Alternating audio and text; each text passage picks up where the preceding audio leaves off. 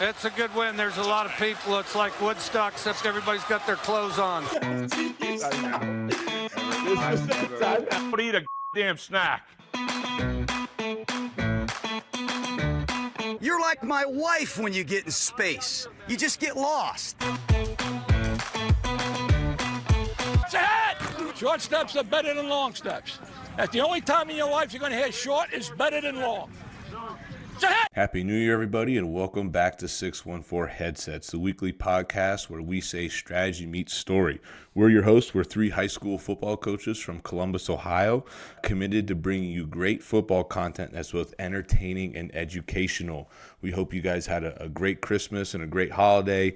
Quick little update. It's been an exciting time for us. Congratulations to Ryan and Amanda on the birth of their second son. So he's got a lot going on, and we're just glad he's able to still join us and hop on with us. We've got a great couple shows coming up for you as we're still kicking off season 3. If you're just now finding the show for the very first time, make sure you subscribe on any of your favorite platforms or social things at 614 Headsets. Make sure you check out our partners as well. We've got 3 really great partners that help power this show: Fundraising University of Ohio, Storied Rivals, and First Down Playbook. Each one of these companies are the very best in what they do, from fundraising to team media solutions to team play drawing software like First Down Playbook. Make sure you check them out. We absolutely stand behind them and wouldn't recommend anybody else. So on behalf of Ryan, Donovan, and myself, thank you for checking us out. We hope you enjoyed today's show. Let's get into it. As we get started with this episode, 614 Headsets is proud to be sponsored by Fundraising University of Ohio. Fundraising University of Ohio offers a variety of fundraising efforts that helps football teams run profitable, effective, and fast-paced fundraisers designed to raise the most money in the shortest amount of time to reach their fundraising goals. Fundraising University of Ohio is locally owned, operated, and with their 6-step blitz system will help your team maximize profits. Brent Maxwell with Fundraising University will sit down and help you strategize and execute your fundraiser. If you're interested in us running a fundraiser for you, please contact Brent at the letter B Maxwell at fundraising.net or 740-501-8946 to learn how you can get started with fundraising. What's up, everybody? Back on 614 Headsets. We got a good one tonight for episode 61, right? Is that what you said, Kyle? That's right. Ignite your culture. How to transform your program here with Coach Trent Williamson. Coach has done a phenomenal job at Westland. I'm going to let you guys have him tell you about his journey and what led him here. But we appreciate you coming on, Coach, and taking time out of your night to hop on here and talk ball with us. Yeah, I thank you guys for having me. I listen to every episode, so I'm familiar with the podcast. You guys do a great job, and we're going to like to Central Ohio football is awesome. So Coach, go ahead, talk about it. Talk about how you got to Westland and what your journeys look like from like high school to college to where you've been. Yeah, so I was actually supposed to be a Southwestern kid, which Westland's in Southwestern City schools. That levy happened where they took away sports, so I ended up transferring to Westfall. Played quarterback there for all 4 years. I had a pretty good career. I went to West Virginia State, which is an HBCU in West Virginia. Went to play quarterback and got beat out. So I switched to the good side of the ball. I switched to defense and played safety and linebacker, and had a great time there. Learned a lot. And then I ended up taking a job at Washington Courthouse and coached quarterbacks my first year, and learned that I hated coaching offense. I hated it. So I switched to defense, and I ended up becoming the DC. I loved it. And then I was there for 5 years, actually, DC, and every year put in for head coaching jobs. And I felt like I would get to the last 2 every single time, every single year, wouldn't get it. So Westland was open. My family, my dad and my mom actually both graduated from Westland. My father-in-law was the head coach at Westland at one time. So I was very familiar with Westland, grew up there. My dad coached there. I didn't know anybody there at the time, but I decided to put my name in the hat, and they gave me a chance, and I'm grateful for them for believing in me and letting me lead the program. Love it. Sayers, you're going to get your famous segment. Are we ready for the Pick Six segment? We're always ready for the Pick Six segment. The best one, right? The Pick Six segment is powered by Storied Rivals. Sports, media, championships, friendships, and life lessons are among the most meaningful part of the athletic competition. They are passionate about preserving them by offering the most unique highlight experience available. And that's right. Storied Rivals delivers your team's content with services designed to change the way you experience these unforgettable moments now and for a lifetime. Storied Rivals now offers a complete team apparel and player shop customizable to your program. Contact them by email at info@storyrivals.com to schedule a appointment with a member of their team, or find them at the state clinic this year. They're going to have a booth, go up and say what's up to Aaron and the crew and see what kind of package and different things they could do for you. So I'm interested. I don't know Coach Williamson. I'm skeptical after he said Donovan's his favorite cast member after this. But, Coach, man, thanks for following us. Thanks for coming on. We appreciate it as we continue to try to celebrate the great football just around here and in Ohio and beyond. So, Sayers, what is the first question you got for this man? All right, I'm going to keep it around the college football realm going into NFL. Is Shedeur Sanders, is he going to be a bust or is he going to be great? I'm not gonna lie to you. I'm not the biggest Shedeur fan. I don't know how well his game's gonna translate to the NFL. I could say that, and he could be a great quarterback. I don't know, but I don't know if he is exactly number one pick material. I don't know. Guess we'll have to wait and see. I'm with you. I'm gonna go. If I had to put something in the ring, I'm gonna go bust as well. This quarterback class is not great. Yeah, not great. Not great. All right, Coach, I'll give you my first question. It's the new year, a week into it. You got a good resolution or good goal that's on your mind, either personally or professionally for 2025? I'll probably say what 99% of Americans say is I work out more. I got a shoulder replacement last year, so I finally am able to lift again. So I've been trying to get back in the gym every single day and do that. It's not pretty basic, but that's from that quarterback life switching over to defense, man. You killed that shoulder. It's gone. It wasn't ready for all that. Yeah, exactly. Coach, I'm going here in the NFL, and you get to pick the next head coach of the Chicago Bears, and it's down to Ben Johnson or Cliff Kingsbury. Who do you pick and why? I think you got to go Ben Johnson. You know, what he's done in Detroit, his play calling is just so creative that I haven't seen some of them plays. I've never seen anything like it. So I think he's really creative. I think obviously he's the next hot name coach. So Kingsbury's been there, done that. Not that he can't be successful, but I would have to give Johnson a shot. We can keep Kingsbury in Washington for as long as you want.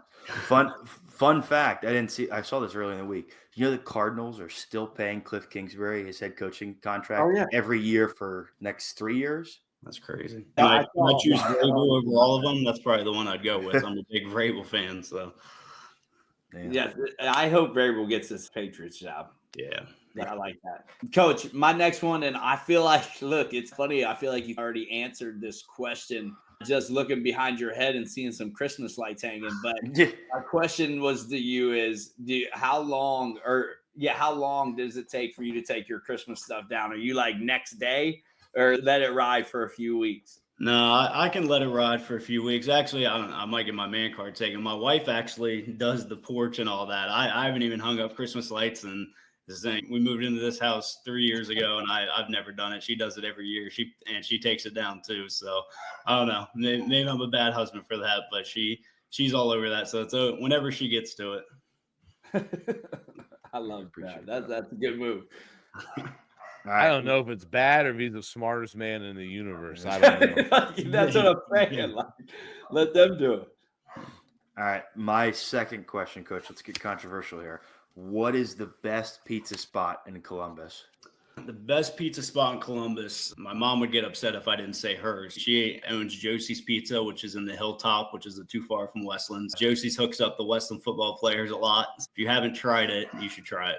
I like that. How did you, Donnie? Did you lead into that question knowing that his mom owned a pizza shop? No, I've heard of Josie's Pizza. I've never had it before, but I did not know that. Who do we have on? Donovan ain't been anywhere near that part of Columbus his whole life. He's from Gahanna. He ain't left Gahanna once.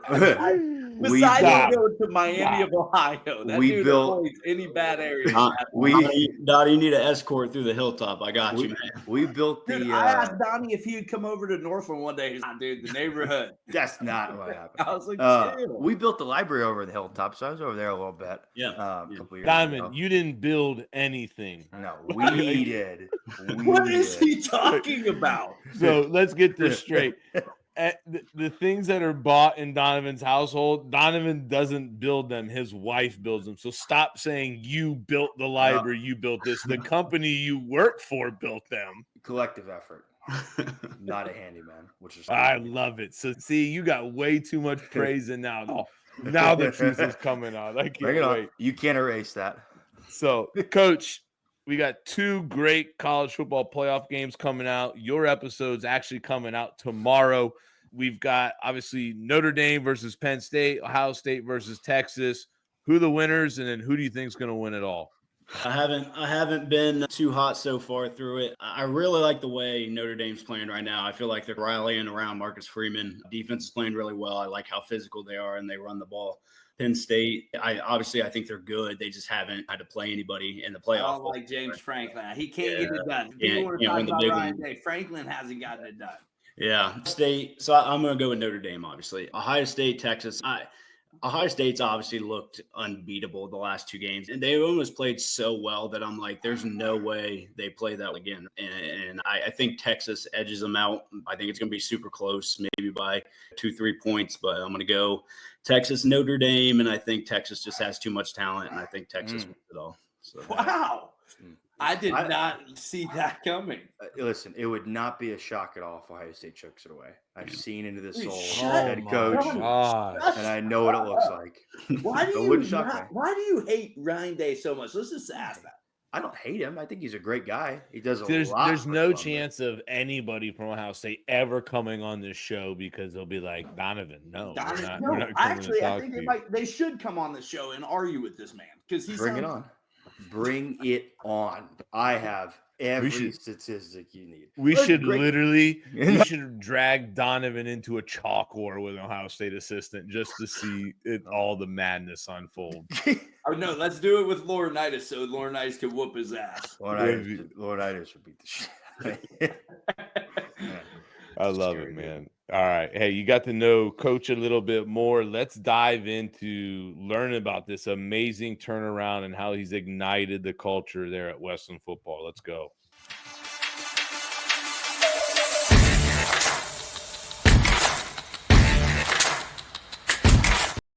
All right, you heard Coach Stout preview a little bit, but talking all about culture and transforming a program really from the ground up. And so that's the main topic for tonight, which is sponsored by First Down Playbook. First Down Playbook is the nation's leading playbook and play design software with over 35,000 professionally drawn and editable team plays with notes, full playbooks.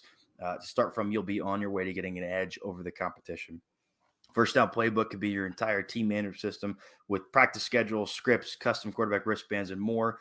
If you use the code headsets24, you get $100 off what's already the most affordable option in today's game. The link is in our show notes. You see it all over our Twitter. Again, great time to reevaluate your needs in the offseason right now as you're looking forward to spring, summer, and eventually the fall. Coach, again, appreciate it coming on, but I just want to start off with when you hear the phrase like building a culture from the ground up, but from your experience, what are some strategies that you had when you came into Westland, right? When you looked at the state of your program and said, okay, here's the strategies I have starting from day one to really transform this culture into what you know can be successful and what can work long term.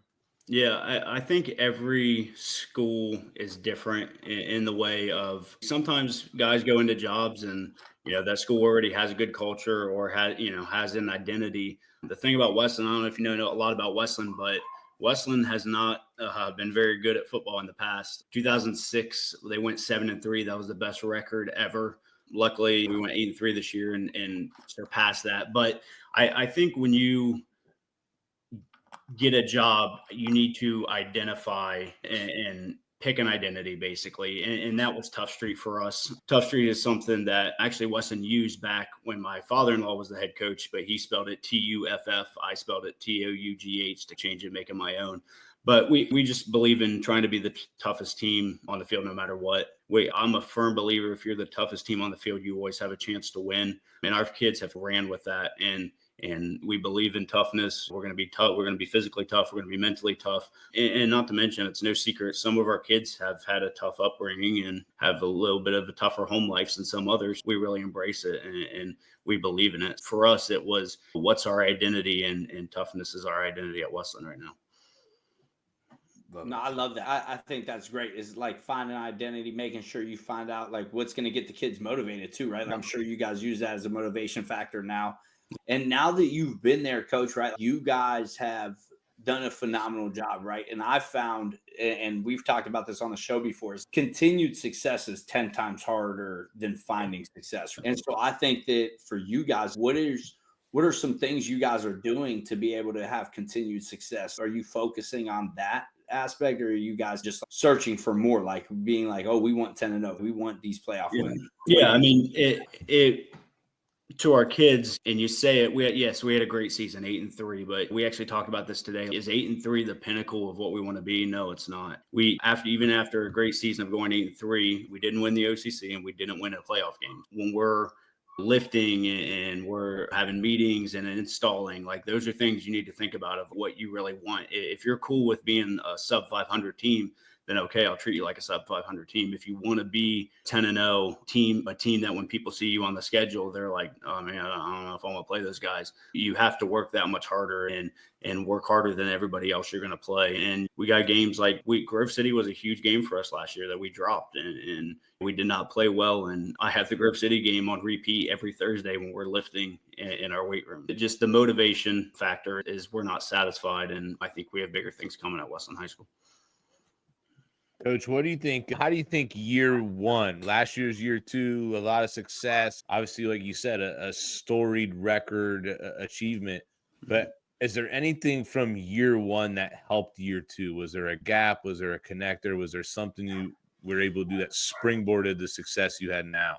Honestly, it's not some secret. We were bad year one, and we knew it was going to be a challenge. But I think the biggest thing that we improved on when I say our football IQ was bad when I got there, like bad. So we lift. I had the music so loud in there, we can't even hear. So whenever they're stretching, I like to just go talk to them, and I find it a time to quiz them and just talk to them a little bit. So I remember asking one of our D linemen, like, all right, 3rd and 12, game's on the line. What's your go-to move? And he just blank stared at me. And I'm like, what's your go-to pass rush move?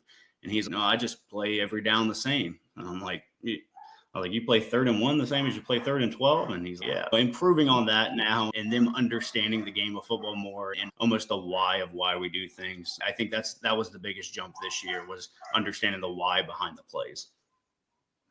Love it. When you look, so you've been part of this process, when you look around, and it can be at any level, when you see a restarted a program and trying to transform that culture, that mindset, what are some of the biggest mistakes that you think you see maybe staffs make, or maybe a mistake that you made early on in the process where you said, hey, tried this out, did not work. Maybe it was unique for your group of kids, or just, nope, not doing this strategy again. Yeah, I think the people that make mistakes when developing a new program is I think they overlook the relationship aspect.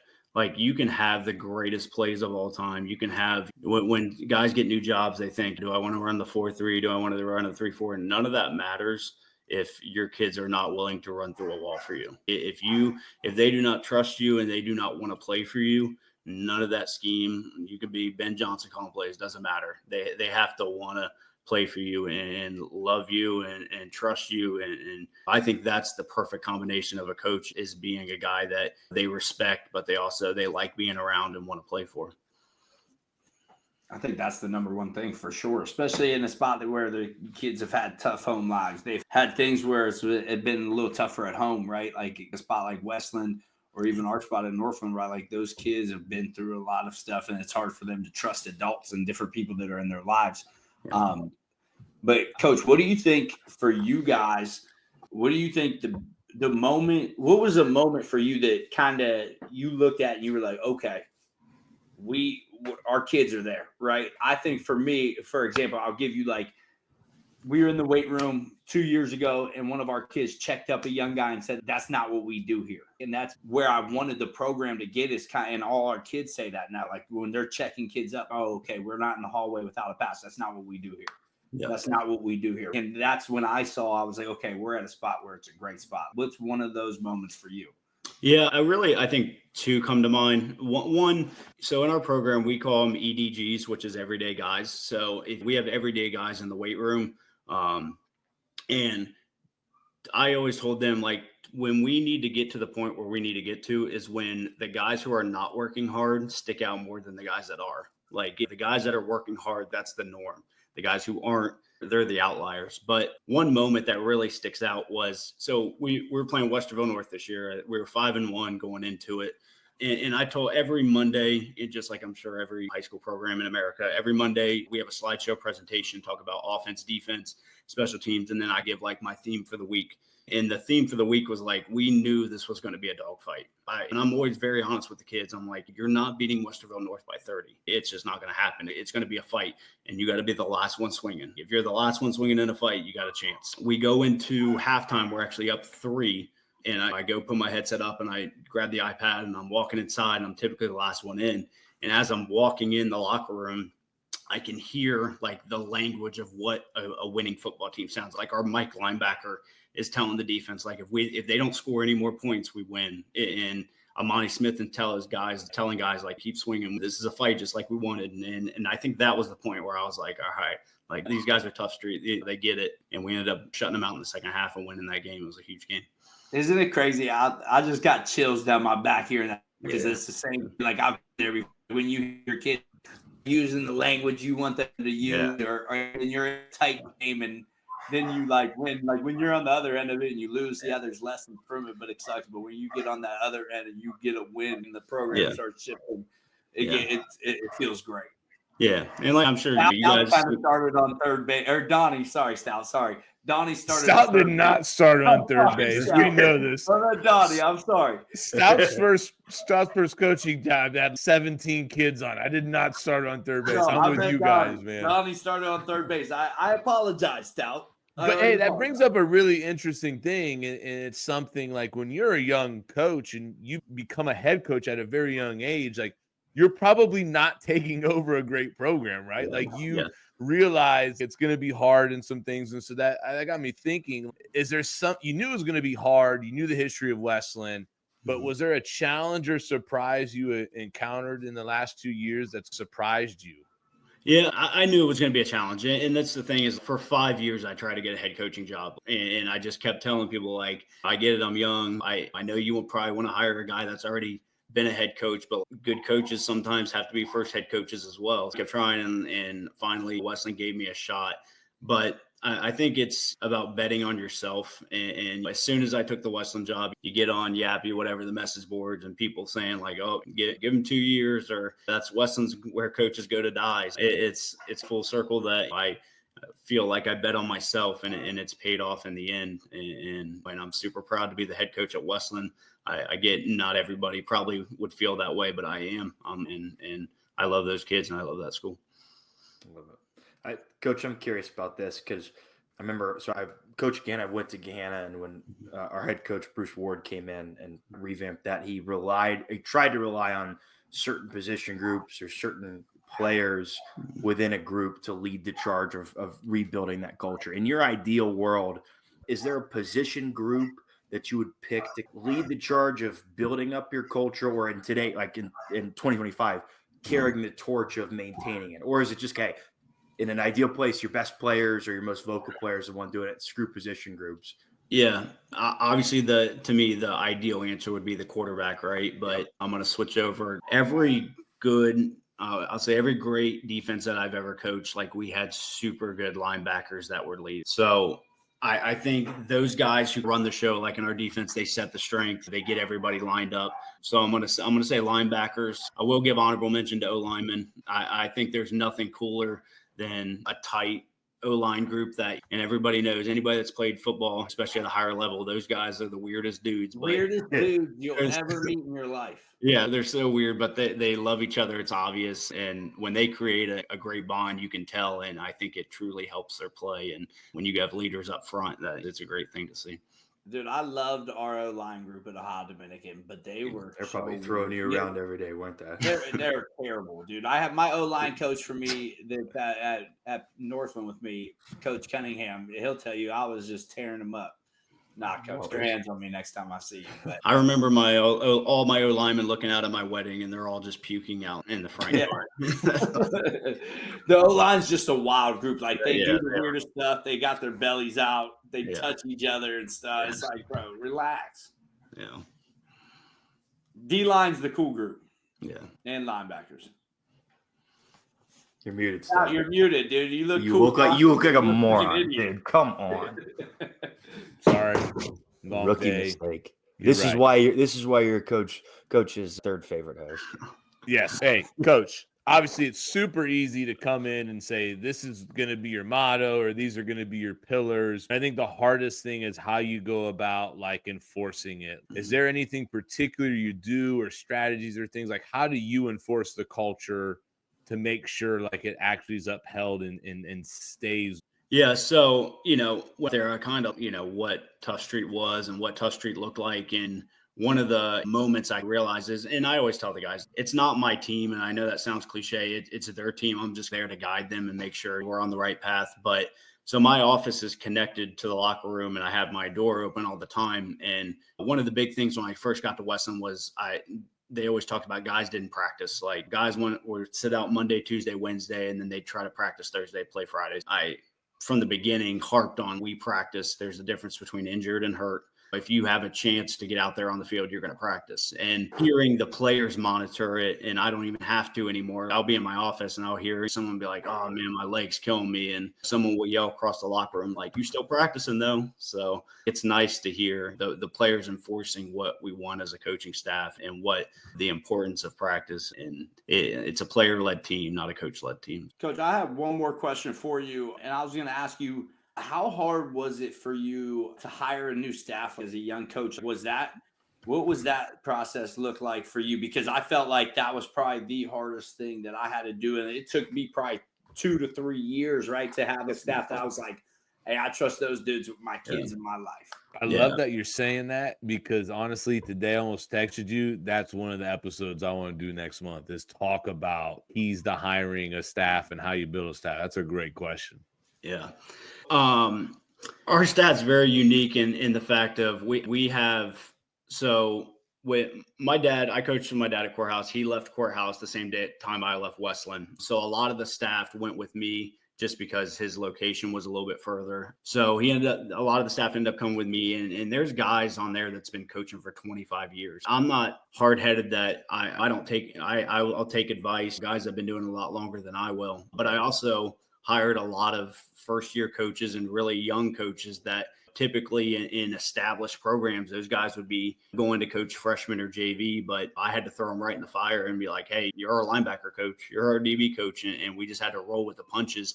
But I think it's made them better in the long run. And I think we have a really good staff. The fact that, and this is the first year, this past year, that I didn't coach a position, I was able to just walk around and monitor. And I still call the plays on defense, but have a little bit of say in the offense and be able to walk around and have an input. And I think having a staff was obviously important, but people don't realize how important it is and having good people around you and not having yes men either. And I think that's a lot of the time. People want to hire people that will just say yes to anything you say. And anybody knows a good coaching staff. We have arguments, we have fights, but in the long run, we're brothers and we get over it and we move on.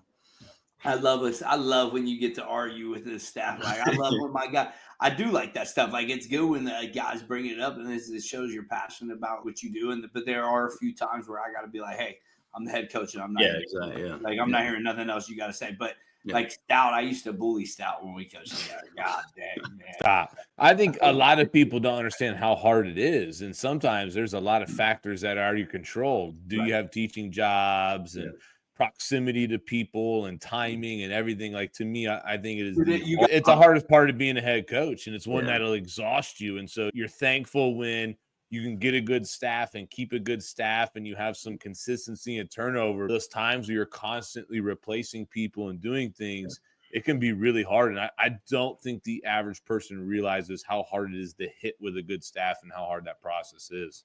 No, and people don't realize, and like I put out a posting this year for coaches, and it's just funny. My first year I get 6 replies, and this year we had a decent season. I get 30, but people don't realize the time that you put in. Obviously, I always say we're not millionaires doing this. Obviously, we're doing it for the kids and because we love football, not for the money. People don't realize the time and the effort and the going in on Sundays for 7-8 hours, and it's a 7-day-a-week job. And I probably don't say it enough to my staff, but if you watch this, I appreciate you guys, and I appreciate everything you do. Those resumes can be fun to sift through. That's for sure. A little bit, and actually some of them are figure wild. out what's true and what's. I've come across some interesting things over the years. Everybody knows everybody, man. So if you're coaching around here, it's a small circle. Guys know each other. Everybody's going to call those references. Everybody knows everything. Look, I think the funniest person is just like watching my wife when I tell her these like stories. You'll tell her like the coaching like drama in high school football, and she's like, why is there so much drama with high school football? It's ridiculous. Yeah. That's how it works. It's its own little thing, and everybody operates on a different level. Yeah, it's because we own Friday nights, baby. You know what I'm saying? You gotta love it. Let's get it. Let's wrap this thing up, man. Coach, congratulations on a fantastic season. Thank you for joining us. I'm absolutely honored and got the privilege to meet you. You're Donovan's favorite fan now. Donovan's in your corner after what you said, too. So thanks for coming on, man. Hey, Donnie's going to be coaching O-line at Westland in a couple of Coach, we appreciate you, man. Obviously, we've built a great relationship. I appreciate everything that you've done with me and in our conversations that we've had throughout the time. But also, everybody that supports 614 Headsets, make sure that you guys subscribe, you comment, you give suggestions out on what you want to hear about. We always want to grow. We always want to get better. We want to make it better for you guys that are the listeners. And make sure you get with our sponsors. And hey, make sure you tell Stout that he's looking old. What did my son say to you when we first got on here? That's what you told him to say, man. What did he say? I don't even remember. I didn't tell him nothing.